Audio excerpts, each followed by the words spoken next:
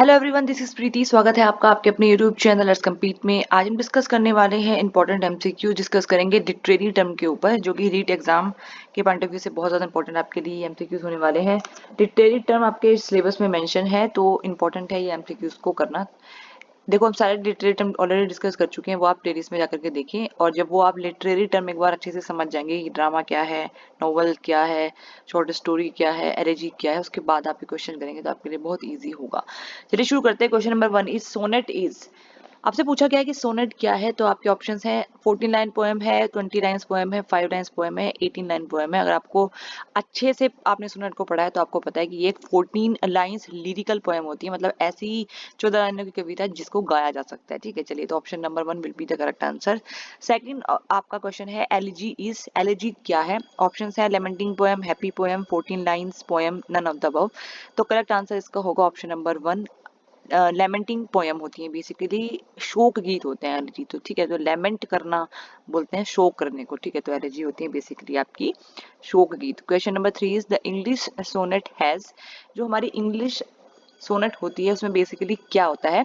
3 quatrains and a couplet, 2 quatrains and a couplet, 4 quatrains, none of the above. ठीक है, तो देखो English जो हमारी सोनेट है उसमें बेसिकली जो इंग्लिश सोनेट हमारी होती है वो शेक्सपियरियन सोनेट के नाम से भी जानी जाती है, एलिजाबेथन सोनेट के नाम से भी जानी जाती है, और उसको हम मॉडर्न सोनेट भी कहते हैं। तो हमेशा ऑल्टरनेटिव नेम आपको याद रखने हैं। तो इसमें हमारे पास होते हैं 3 क्वार्टरेंस एंड अ कपलेट। ठीक है, 3 क्वार्टरेंस देखो, एक क्वार्टरेंस में 4 लाइनें होती हैं, तो 3 क्वार्टरेंस में कितनी लाइनें हो गई? 12 लाइनें। और एक कपलेट होता है, कपलेट में होती है आपकी 2 लाइनें, तो टोटल मिला के होगी आपकी 14 लाइनें। तो option number 1 will be the correct answer. Next question, question number 4, subject matter of sonnet is. Sonnet का सब्जेक्ट मैटर कैसा होता है? Courage, love, fear, revenge. तो जो सोनेट है, सोनेट का जो सब्जेक्ट मैटर होता है वो लव होता है। बेसिकली जो थीम होती है सोनेट की वो लव होती है। मोस्टली जो सोनेट है वो लव थीम के ऊपर लिखी जाती है। Question number 5, an elegy is a poem written. Elegy जो एक पोयम है, कविता है, शोक गीत जिसको कहा जाता है, वो क्यों लिखी जाती है? To celebrate love? बिल्कुल नहीं, क्योंकि अगर हम शोक गीत कह रहे हैं तो ऑब्वियसली बात है वहां लिखी जाएगी जहां को शोक करना होगा। In the memory of someone died, in the praise of God, none of the above. तो करेक्ट आंसर होगा ऑप्शन नंबर 2, उसकी याद में जो मर चुके हैं बेसिकली। तो एक शोक गीत होता है, तो option number 2 will be the correct answer.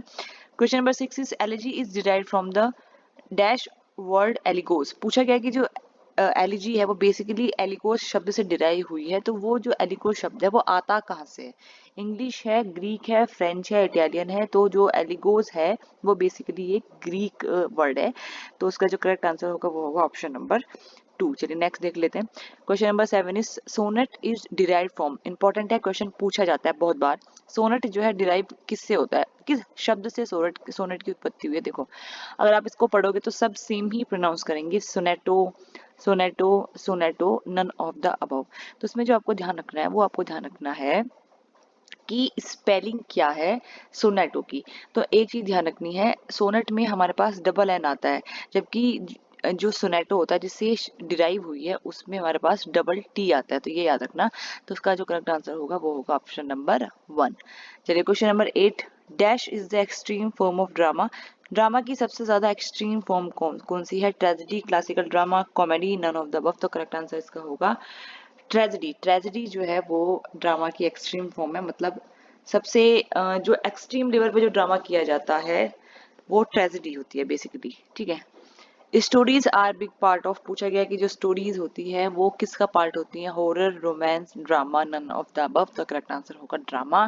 Drama में स्टोरीज को महत्व दिया जाता है, स्टोरीज कही जाती है। ठीक है, तो drama will be the correct answer. Question number 10, the main character in play is called as.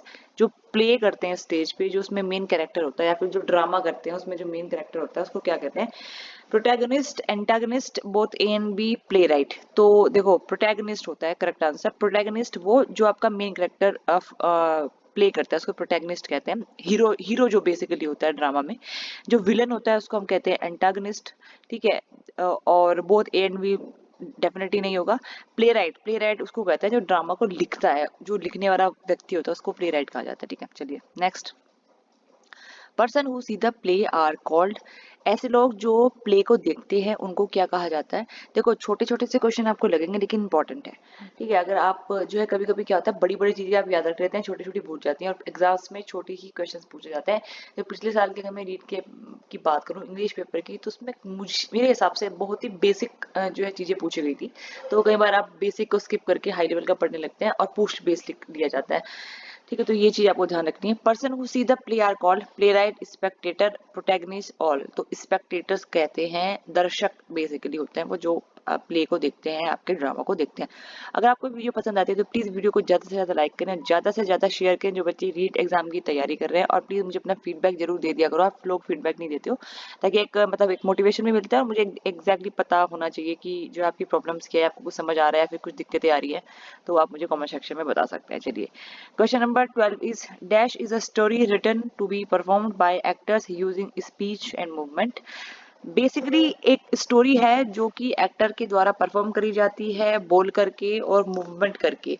Drama में ऐसा होता है, सोनेट में होता है, शॉर्ट स्टोरी में होता है, एलेजी में होता है। तो अगर आपने ड्रामा को अच्छे से पढ़ा है तो आपको पता है कि ड्रामा में जो है परफॉर्म किया जाता है लोगों के सामने, और आप बोल करके परफॉर्म करते हो, आप अपने एक्शन के थ्रू परफॉर्म करते हो। तो option number 1 will be the correct answer. Next question, which of the following is related to mortal loss and consolation.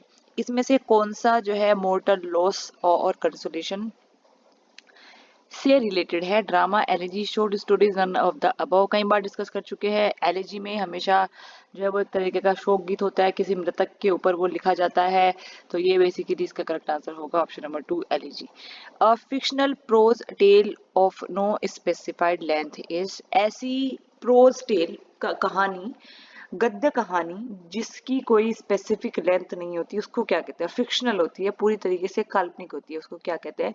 Drama, novel, short stories, none of the above. तो जो correct answer इसका होगा वो आपका होगा शॉर्ट स्टोरी, ठीक है। तो correct answer will be short story. चलिए next, a stanza of 3 lines is called, बहुत इंपॉर्टेंट है। 3 लाइन की स्टैंजा को क्या कहते हैं। ये बेसिकली सोनेट से रिलेटेड क्वेश्चन है, क्योंकि सोनेट में ही आपके ऑक्टेव, सेस्टेट, क्वाट्रेन, टर्सेट, कपलेट इस तरीके के शब्द यूज होते हैं, ठीक है जी।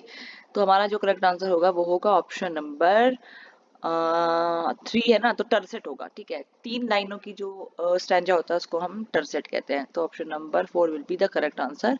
क्वेश्चन नंबर 16, एक्सपोजिशन इन ड्रामेटिक स्ट्रक्चर मीन्स। देखो जब आप, पहले मैं बता रही हूँ इनको जो क्वेश्चंस है, अगर आप कहीं फंसती हो इनमें तो सबसे पहले आपको क्या करना है, रीड इंग्लिश पेडागोजी के नाम से मैंने एक वीडियो क्या कहते हैं आपकी प्लेलिस्ट बनाई हुई है 2022।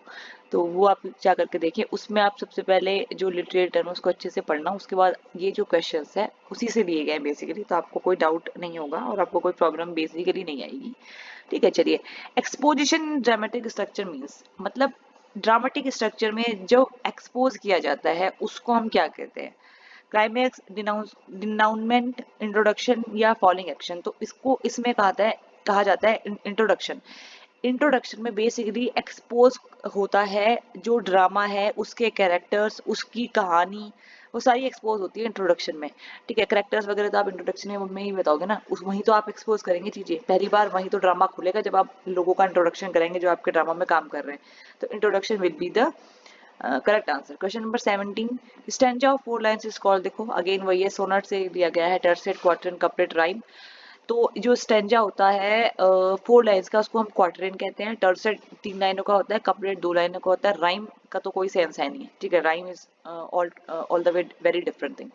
तो stanza of 4 lines is called as आपका क्वार्टरन, ठीक है। तो option number 2 will be the correct answer. Question number 18, a group of words in poetry is, जो पोएट्री होती है उसमें शब्दों के ग्रुप को क्या कहा जाता है। स्टैंजा, लाइन, राइम स्कीम या फिर पैराग्राफ। देखो लाइंस कहा जाता है बेसिकली पोएट्री में जो शब्दों के ग्रुप को। जो स्टैंजा होता है जनरली स्टैंजा यूज नहीं करते, वो प्रोज के लिए यूज होता है। राइम स्कीम का तो कोई मतलब नहीं है, राइम स्कीम एक लिरिकल चीज हो गई, ठीक है, वो तो साउंड से रिलेटेड चीज है। पैराग्राफ तो ऑब्वियसली नहीं कहेंगे। तो lines will be the correct answer. Next question, dash has a single plot, a single sitting and a limited number of characters. किसमें सिंगल प्लॉट होता है, सिंगल सेटिंग होती है और लिमिटेड नंबर ऑफ कैरेक्टर्स होते हैं, नोवेल में, drama में, शॉर्ट स्टोरी में, सोनेट में। थोड़ा सा कंफ्यूजन होगा आपको ड्रामा और शॉर्ट स्टोरी के बीच में। तो अगर इसमें से जाए तो शॉर्ट स्टोरी में एक सिंगल प्लॉट होता है, सिंगल सेटिंग होती है, लिमिटेड नंबर ऑफ कैरेक्टर्स होते हैं। तो option number 3 will be the correct answer. Question number 20 is elegy addresses the theme of. Elegy जो है वो किस थीम को एड्रेस करती है? मैंने अभी बोला एलेजी का मतलब लेमेंट करना, रोना, ग्रीफ करना, शोक करना, तो कंसोलेशन, ये सब चीजें एलिजी के अंदर आती हैं। तो मेलनकोलिक ऑब्वियसली बात है, ये भी शोक को ही रिप्रेजेंट करता है, लेमेंट भी शोक को रिप्रेजेंट करता है, ग्रीफ माने दुख होना, ये भी शोक को रिप्रेजेंट करता है।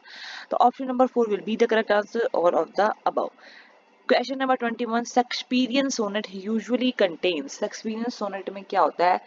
7 couplet, 4 stanzas, 3 couplets and 2 stanzas, 3 stanzas and a couplet. तो देखो बेसिकली देखो, अगर मैं बात करूं शेक्सपियरियन सोनेट की, तो शेक्सपियरियन सोनेट जो हमारी होती है ना, उसको जैसे मैंने भी आपको बताया कि एलिजाबेथन मॉडर्न इंग्लिश सोनेट भी कहते हैं, जबकि Petrarchan Italian sonnet and classical sonnet are the same. ठीक, ये याद रखना। तो इसमें होते हैं आपके 3 स्टेंजास एंड अ कपलेट। देखो stanzas should not be the right thing to say. Basically इसमें क्या है, 3 आपके 4 लाइनों के स्टेंजास जो है उनको, जिसको हम क्वार्टरेंस कहते हैं, वो होता है शेक्सपियर में। उन क्वार्टरेंस को यहाँ पर स्टेंजास लिखा गया है। हर क्वार्टर में आपके 4 लाइनें होती है, तो 3 क्वार्टर्स में होगी आपकी 12 लाइनें और एक कपलेट में 2 लाइनें होती हैं, टोटल मिलाकर आपकी 14 लाइनें हो गई और 14 लाइनों की ही सोनेट होती है। तो 3 stanzas and a couplet Shakespearean sonnet में होते हैं, या फिर the correct way to say 3 quarters and a couplet should be written here, but अभी नहीं लिखा है तो इसी से काम चलाते हैं। Question number 22 and this will be the last question of the this video. ठीक है, अभी मैं 25 क्वेश्चन लिखने वाले थे, लेकिन कुछ टेक्निकल इश्यूज की वजह से मेरे लैपटॉप में मैं 25 क्वेश्चन नहीं लिख पाई, तो आप 22 तक ही मतलब फिलहाल इसी से काम चलाओ और पुरानी वीडियोस देखते रहना, ताकि आपकी जो है एक क्विक रिवीजन आपके होते रहे। A long speech by one character, बहुत बार पूछा जाता है, इंपॉर्टेंट क्वेश्चन है। Okay fine. A long speech by one character with other characters on stage listening is a. एक स्टेज पे एक लॉन्ग स्पीच दिया जा रहा है एक कैरेक्टर के द्वारा, जिसको बाकी के कैरेक्टर सुन रहे हैं, तो उसको हम क्या कहते हैं? Soliloquy, soliloquy, metre, monologue, none of these. तो उसका जो करेक्ट आंसर होगा वो होगा आपका मोनोलॉग। एक तरीके का जो लंबा लंबा स्पीच, अगर आप काफी समय तक एक ही कैरेक्टर जब बोलता रहता है किसी स्टेज पे अपने डायलॉग्स को, और बाकी के जो आपके मेंबर्स हैं, जो स्टेज परफॉर्मर हैं, वो जब उसको सुनते रहते हैं, तो उसको कहा जाता है आपका मोनोलॉग। ठीक है, so this was all about literary term के एमसीक्यूज। अगर आपको कुछ डाउट है प्लीज मुझे कमेंट सेक्शन में जरूर बताना, और कोशिश करना आप मतलब अच्छे से पहले कंटेंट को पढ़ने की, उसके बाद एमसीक्यूज करने की। चलिए फिलहाल के लिए इतना ही, जल्दी मिलता है अगली वीडियो में, तब तक के लिए बाय बाय।